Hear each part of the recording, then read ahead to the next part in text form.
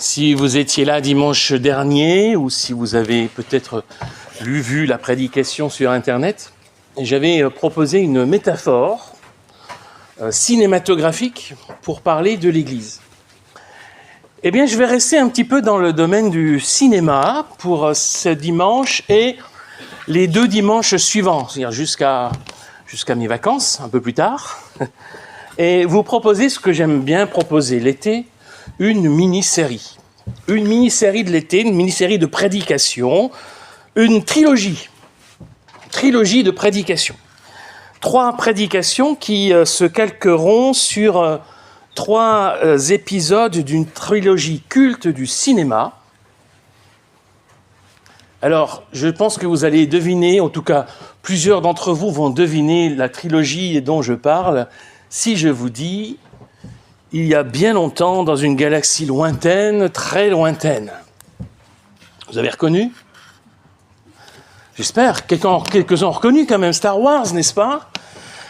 Qui est aujourd'hui bien plus qu'une trilogie, puisqu'il y a 11 films qui sont sortis au cinéma, puisqu'il y a des séries qui sont sorties aussi, etc. Mais je vais me concentrer, en bon puriste de Star Wars, sur la première trilogie, évidemment, les 3 premiers films qui sont sortis entre 1977 et 1983. Alors, ne partez pas si vous ne connaissez pas Star Wars.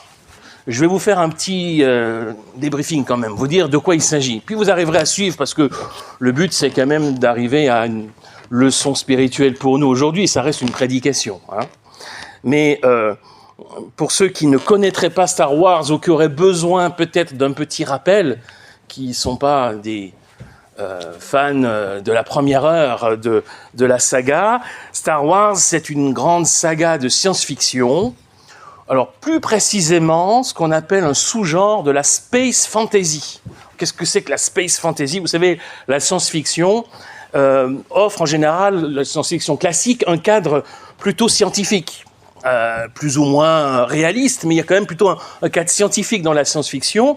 Dans la space fantasy, on va intégrer des éléments qui vont être empruntés à ce qu'on appelle la fantasy, un monde fantastique, avec souvent une dimension un petit peu magique ou surnaturelle, comme on peut en avoir dans des contes, en quelque sorte. C'est pour ça que dans Star Wars, vous aurez des vaisseaux spatiaux, etc., mais vous aurez aussi des chevaliers. Des chevaliers qui sont armés de sabres laser, qui utilisent la force, ce qu'on appelle la force. Et la force, c'est un mystérieux champ d'énergie qui relie tous les êtres dans l'univers et qui permet à ceux qui savent maîtriser la force d'accomplir des actes surnaturels, on pourrait dire des miracles. Hein. Et la force a un côté lumineux, qui est utilisé par les chevaliers Jedi, et un côté obscur, qui est utilisé par les chevaliers Sith. Donc, vous voyez, quand je vous dis ça en quelques mots, vous percevez assez rapidement la dimension quasi mythologique qu'il y a dans cette saga, qui est propice, justement, à plein d'éléments métaphysiques, spirituels, et d'ailleurs, il y a dans la saga Star Wars de nombreux emprunts bibliques. On va puiser dans la Bible un certain nombre de choses qui vont inspirer l'action de Star Wars. Le premier film, qui est sorti en 1977, Star Wars, en français c'était La Guerre des Étoiles, qui a été rebaptisé plus tard Un Nouvel Espoir. Star Wars, Un Nouvel Espoir, se déroule dans un empire galactique totalitaire, où il y a un empereur qui domine sans partage et qui impose l'ordre par la brutalité et par la peur. Et il le fait notamment par la main de son disciple, le terrible...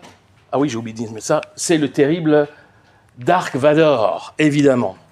Même si vous n'avez jamais vu Star Wars, je suis sûr que vous avez entendu parler de Dark Vador, un des méchants absolus de l'histoire du cinéma. Mais dans la clandestinité, il y a une alliance rebelle qui s'organise pour lutter contre l'Empire et qui espère arriver à délivrer la galaxie. Cette alliance a réussi à dérober les plans de l'étoile de la mort. L'étoile de la mort, c'est une immense arme terrible capable de détruire toute une planète. il y a un message qui est envoyé pour alerter sur ce danger-là, et puis qui accompagne les plans de l'Étoile Noire. Et ce message est découvert par hasard par un jeune fermier qui s'appelle Luke Skywalker, qui, avec cette découverte par hasard, va commencer un chemin initiatique où il va découvrir et apprendre à maîtriser la force, grâce à laquelle, alors je spoil un petit peu la fin du premier épisode, il va réussir à détruire l'Étoile Noire. Je vous ai dressé un résumé rapide du premier épisode, aujourd'hui appelé épisode 4, Un nouvel espoir de Star Wars. Peut-être que déjà avec ce résumé, vous avez été capable de dire « Ah, il y a quelques parallèles possibles avec une dimension spirituelle et biblique. » D'ailleurs, ce jeune fermier Luke Skywalker est une figure messianique, une figure christique. Ce jeune homme presque anonyme qui est accueilli dès sa naissance par une famille qui n'est pas la sienne, qui est élevé dans cette humble famille de fermiers et qui va finalement sauver la galaxie, si ça, c'est pas une figure christique, qu'est-ce que c'est ? Et il y a plein de thèmes qu'on pourrait utiliser dans Star Wars pour leur apporter une dimension spirituelle qui peut nous rejoindre. Et c'est le thème que je vous propose de retenir ce matin, c'est le thème de l'espoir, qui n'est pas sans lien, évidemment, avec un certain nombre de données bibliques. Après tout, l'espoir, c'est le nouveau titre, désormais, de ce premier épisode de Star Wars, Un nouvel espoir. Et la question que nous pouvons nous approprier et nous poser aujourd'hui, c'est où peut-on trouver aujourd'hui un nouvel espoir ? Où est notre force aujourd'hui ? Et pour répondre à cette question, à cette double question, en y réfléchissant, j'ai immédiatement pensé aux béatitudes. Alors, c'est quoi le rapport entre les béatitudes et Star Wars ? Eh bien, il me semble que c'est pas sans lien. Les béatitudes, c'est un texte qu'on trouve au début du Sermon sur la montagne, au chapitre 5 de Matthieu, un texte qui est un texte porteur d'espoir, d'espérance. Mais c'est aussi un texte qu'on peut percevoir comme un code de conduite dans un monde hostile. Et là, j'y vois un écho possible à Star Wars. Nous lisons ces béatitudes, Matthieu 5, les versets 3 à 10. Heureux, dit Jésus, heureux ceux qui sont humbles de cœur, car le royaume des cieux est à eux. Heureux ceux qui pleurent, car ils seront consolés.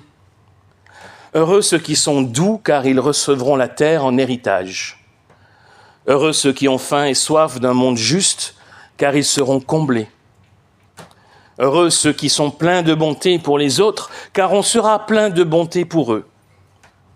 Heureux ceux qui ont le cœur pur, car ils verront Dieu. Heureux les artisans de paix, car ils seront appelés enfants de Dieu. Heureux ceux qu'on persécute à cause de leur combat pour la justice, car le royaume des cieux est à eux.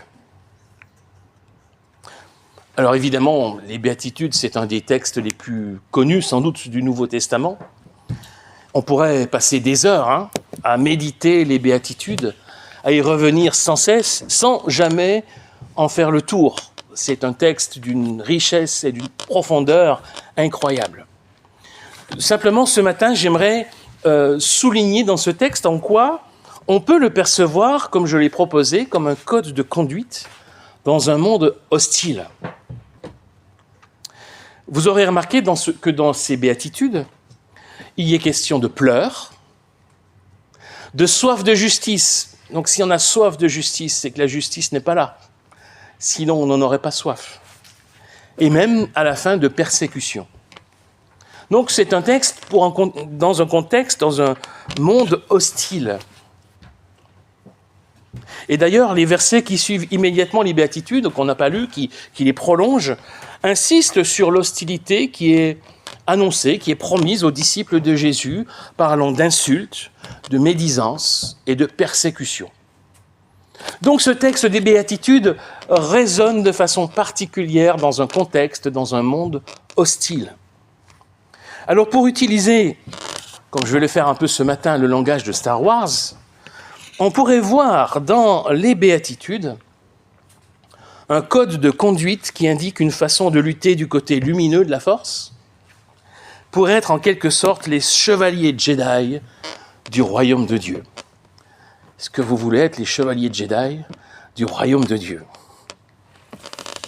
Alors, je parlais de monde hostile dans le contexte des béatitudes, le monde hostile dans le monde de Star Wars, mais sans aller trop vite en besogne et comparer trop rapidement le monde d'aujourd'hui à l'empire galactique de Star Wars, il y a quand même un certain nombre de choses que l'on peut dire.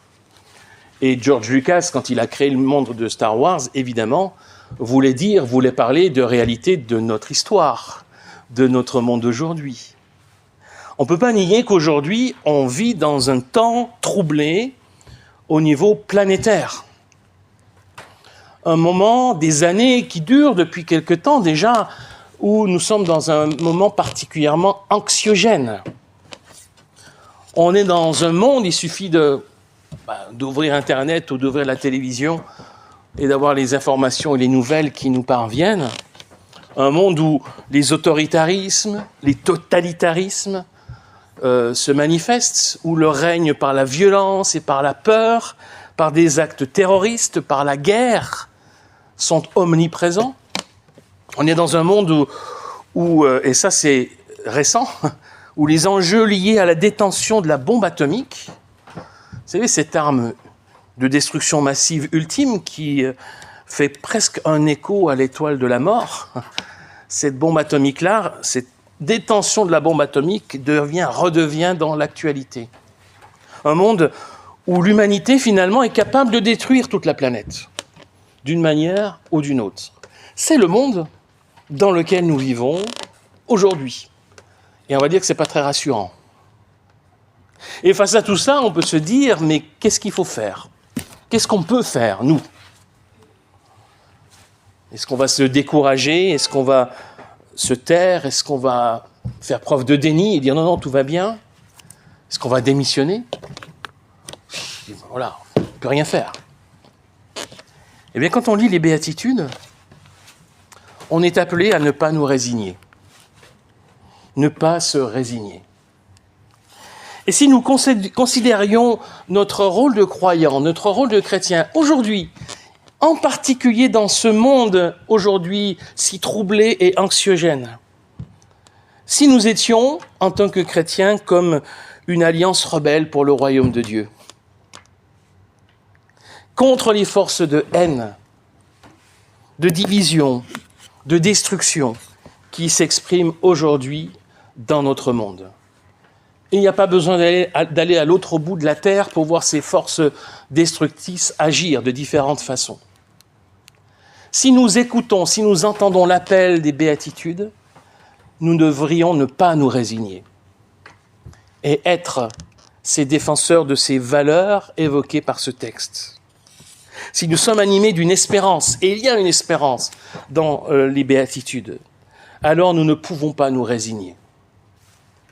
Malgré l'opposition, malgré les difficultés, qui peuvent aller dans certains contextes jusqu'à la persécution, les béatitudes nous mettent en marche. Ça fait 2000 ans que les béatitudes mettent en marche les chrétiens. Particulièrement lorsqu'ils sont dans des contextes difficiles, d'opposition, d'hostilité, les béatitudes nous mettent en marche. Nous sommes heureux. Heureux, ça ne veut pas dire naïf et béat, ça ne veut pas dire ça. C'est pas ça, être heureux dans ce sens-là. Heureux, c'est être en adéquation avec notre foi, c'est être en harmonie avec l'appel que nous recevons en tant que disciples de Jésus. Heureux, c'est d'être en marche vers notre espérance. De cela, nous sommes heureux. Heureux parce que toujours à chercher le royaume de Dieu, toujours à le vivre et à le transmettre. À avoir faim et soif d'un monde juste. Et tout cela en étant doux, plein de bonté, avec un cœur pur et en étant artisan de paix. C'est ça le programme des béatitudes. On peut dire que c'est un idéal noble, digne d'un chevalier Jedi. Plus encore, digne d'un disciple de Jésus-Christ, le Fils de Dieu devenu homme. Ces béatitudes, elles sont là pour nourrir notre espérance et nourrir notre lutte au quotidien face au pouvoir destructeur qui gangrène notre monde.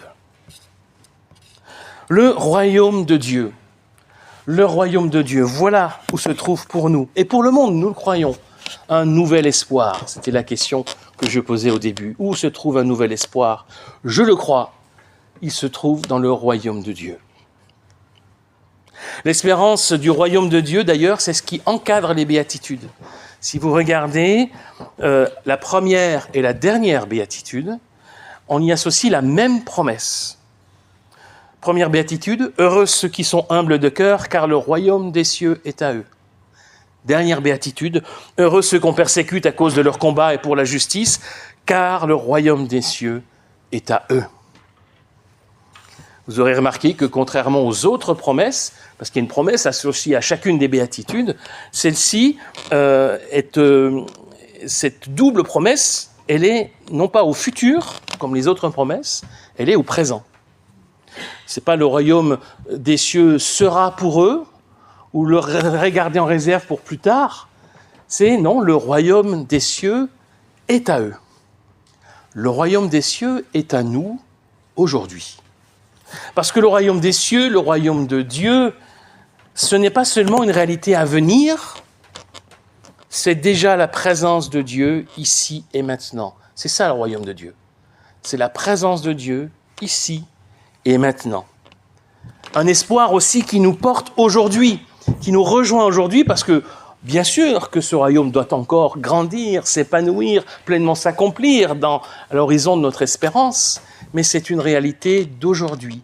Le royaume des cieux est à eux, dit Jésus dans les béatitudes. Face aux épreuves, face aux difficultés, face à l'opposition, face à l'adversité, il y a cet espoir du royaume de Dieu qui est notre moteur. Un moteur qui nous permet d'avancer malgré tout, malgré ce qui se passe autour de nous, malgré ce qui se passe peut-être dans notre vie.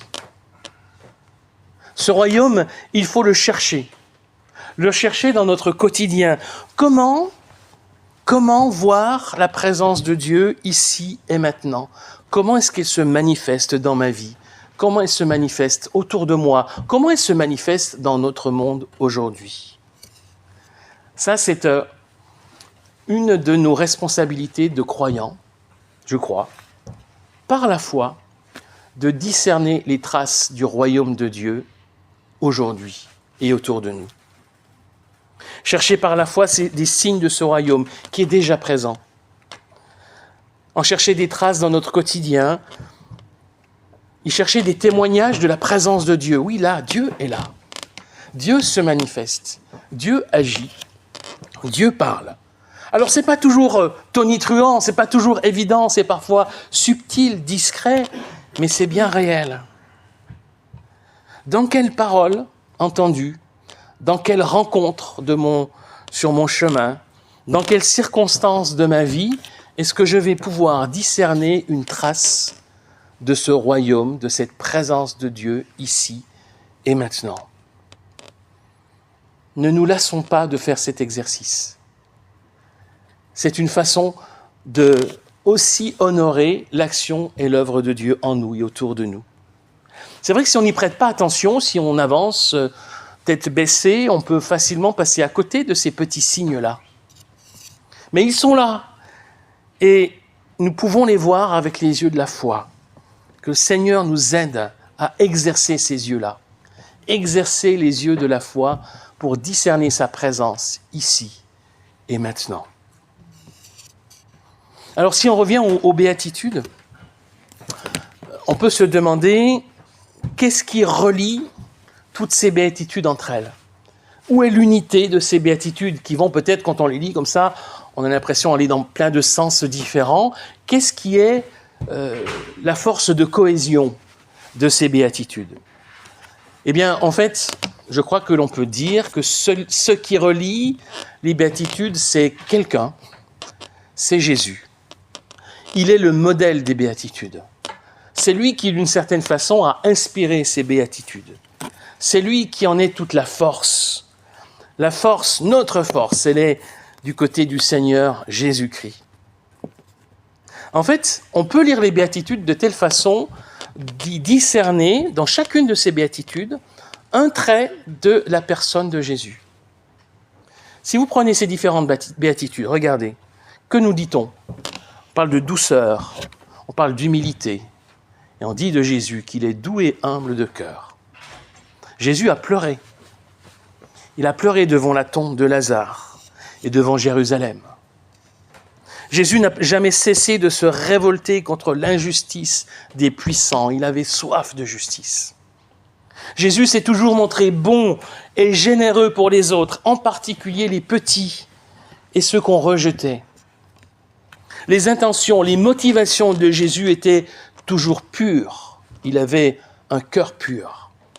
Il est venu apporter la paix. Il était l'artisan de paix par excellence. Il est venu apporter la paix avec Dieu et l'amour du prochain.